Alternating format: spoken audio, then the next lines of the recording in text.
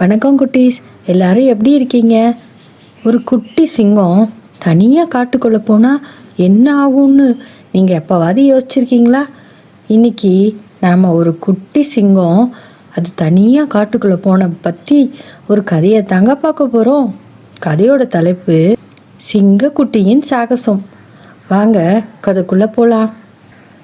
ஒரு காட்டில் பென்னின்னு ஒரு குட்டி சிங்கம் இருந்துச்சு. பென்னி ரொம்பவே துணிச்சலானது. ஒரு நாள் அது தன்னோட அம்மா கிட்ட, அம்மா, நான் இந்த காட்டை தனியாக சுற்றி பார்க்க போகிறேன்னு சொல்லிச்சு.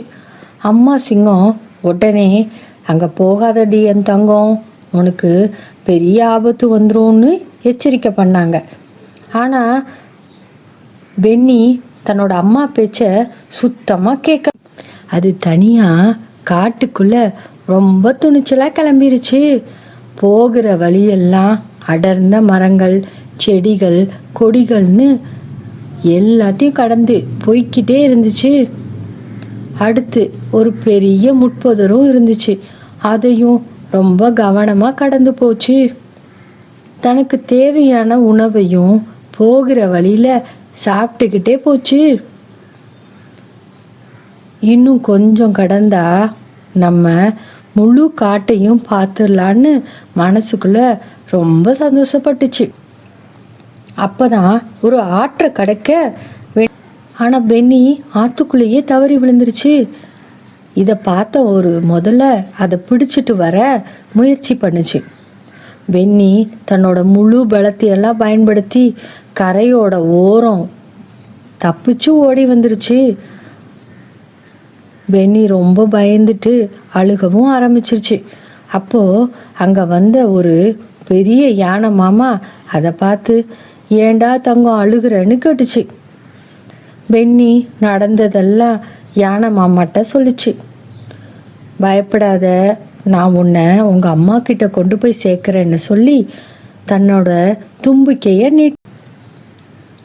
பென்னி யானையோட தும்பிக்கைய ரொம்ப கவனமாக பிடிச்சிக்கிச்சு. யானை அதை தன்னோட அரவணைப்பில் அம்மாவோட சிங்கத்துக்கு ரொம்ப பக்கத்தில் கொண்டு போய் விட்டுச்சு. பென்னி தான் அம்மா சிங்கத்திடம் உடனே மன்னிப்பும் கேட்டுச்சு. எதுவாக இருந்தாலும் பெரியவங்க சொல்கிறத கேட்கணும்னு இப்போ நான் ரொம்ப நல்லா புரிஞ்சுக்கிட்டேன். இப்போதான் நான் ரொம்ப சேஃபாக இருக்கேன்னு சொல்லிச்சு. அப்போ யானைக்கும் நன்றியே சொல்லிடுச்சு. குட்டீஸ், இந்த கதையிலேருந்து நாம் என்ன கற்றுக்கிட்டோம்? பெரியவங்க சொல்கிறத எப்போவுமே நம்ம கேட்கணும். பெரியவங்க எப்போவுமே நம்ம நல்லதுக்கு தானே சொல்லுவாங்க.